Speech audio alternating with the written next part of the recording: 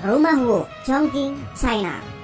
Keluarga Wu adalah satu-satunya keluarga yang masih tinggal di antara 280 keluarga di daerahnya yang akan dibangunkan shopping mall 6 tingkat di Chongqing. Keluarga Wu menolak selama 2 tahun untuk mengosongkan rumah keluarga mereka yang telah mereka huni selama 3 generasi. Yang Wu, seorang juara seni bela diri lokal, menggunakan nakahakus untuk membuat tangga ke rumah mereka dan mengancam untuk mengalahkan mereka yang berusaha untuk mengusirnya. Istrinya, seorang pemilik restoran bernama Wu Ping yang telah merencanakan untuk membuka sebuah restoran di tapak dasar rumah itu, membuat wawancara dan siaran pers untuk menghasilkan publisitas. Pemilik menolak tawaran sebesar 3,5 juta yuan atau sekitar 453.000 US dollar, tapi akhirnya mencapai kesepakatan dengan pengembang pada tahun 2007. Pada tanggal 4 April 2007, rumah di Central Chongqing ini dihancurkan dan Wu beserta keluarganya menerima penyelesaian 1 juta yuan ditambah apartemen baru yang mewah.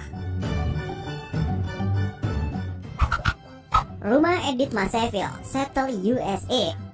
Kabarnya wanita bernama Edith Maseville dan rumahnya menjadi inspirasi setidaknya untuk sebagian kisah film Up. Rumahnya berada tepat di pusat kota Seattle di antara gedung pertokoan yang tinggi besar. Edith Maseville terkenal di seluruh dunia pada tahun 2006 ketika ia keras kepala menolak lebih dari 1 juta US dollar untuk menjual rumahnya untuk membuat jalan bagi pembangunan komersial di lingkungan Beloit, Seattle. Dalam prosesnya ia menjadi seorang pahlawan di mata rakyat. Namun Maseville meninggal di usia 86 tahun dan tetap dijalankan proyek bangunan 5 tingkat di sekeliling rumah pertaniannya yang berusia 108 tahun itu.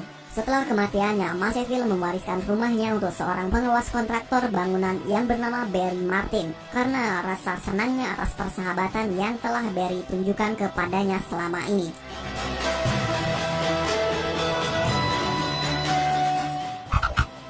Rumah di Wenling, China. Pasangan tua menolak untuk menjual properti dengan harga yang ditawarkan oleh kerajaan sejak tahun 2001. Akhirnya jalan raya 2 jalur menuju ke stasiun kereta api dibangun di sekitaran rumah. Gambar rumah itu beredar di internet dan dipubliskan secara luas oleh media China. Properti dibongkar pada bulan Desember 2012 setelah pemilik menerima tawaran kompensasi senilai ratusan ribu US dollar.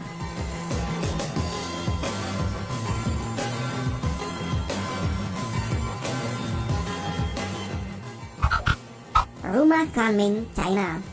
Pada tanggal 28 Oktober 2010, pengembang telah menggali parit di sekitar rumah Zhao di Zhoujiadui, Kunming, China. Dan hujan telah mengisi lubang tersebut dengan air, menciptakan parit yang membuat Zhao terpaksa harus menyeberang untuk pergi atau kembali ke rumahnya. Ketika ditanya mengapa dia tidak pindah, Zhao mengatakan bahwa rumahnya dibangun di atas tanah milik pribadinya.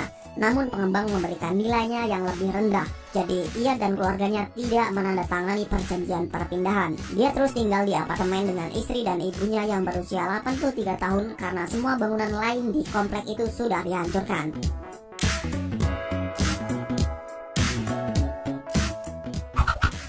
Rumah Yongji Street, Jinhua, China. Yongji Street terkenal di kota Jinhua dan sekitarnya. Di sana terdapat sebuah rumah yang terletak di tengah-tengah jalan raya. Bangunan 3 tingkat ini berdiri di bahu jalan dengan tanaman-tanaman sayuran di sekitarnya, menjadikan jalan dari 4 jalur menjadi 2 jalur. Pemilik rumah ini adalah Zhao Buqing, 57 tahun. Rumahnya berdiri sebagai paku di jalan selama 5 tahun. Austin Springs, Washington DC, USA. Pada tahun 2006, Austin Spriggs dengan senang hati tinggal di sebuah rumah yang akan segera menjadi lahan pengembang di sisi pengembang. Seperti tertiban durian runtuh, rumah Mr. Spriggs ditawar lebih dari 3 juta dolar atau sekitar 50 miliar lebih jika dirupiahkan untuk rumahnya di tahun 2008. Walaupun rumah itu sebelumnya hanya bernilai sekitar 200-an ribu dolar saja. Namun apa yang terjadi meskipun dihargai berpuluh-puluh kali lipat, beliau telah menolak mentah-mentah tawaran itu dan bahkan kemudian ia mengambil pinjaman untuk mengubah rumahnya menjadi warung pizza. Seperti yang kamu lihat, bangunan ini benar-benar kerdil dari perkembangan di sekitarnya.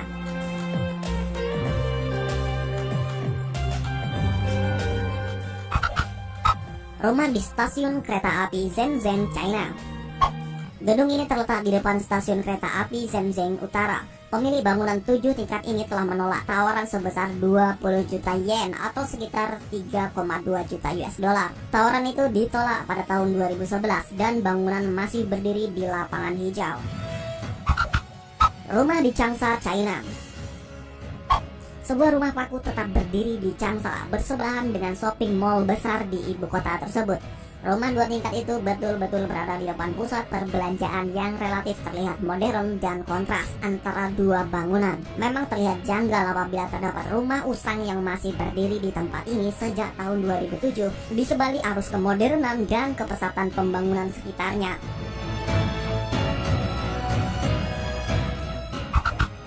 Apartemen di Guangzhou.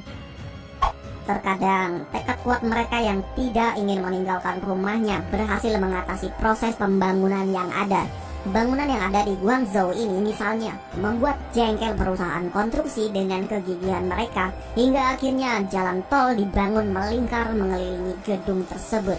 Wow, ini terlihat keren sekali sih ikonnya kalau dilihat dari berbagai sisi. Di China, hak mengenai kepemilikan lahan memang sangat kuat, sehingga tidak bisa diusik oleh siapapun jika memiliki surat-surat yang lengkap. Bayangkan jika ada orang-orang yang mempertahankan rumah dan haknya di Indonesia dari rayuan sang pengembang. Menurutmu, apa yang akan terjadi? Itulah beberapa pemilik rumah yang enggan menolak untuk pindah dari kediamannya. Apakah di Indonesia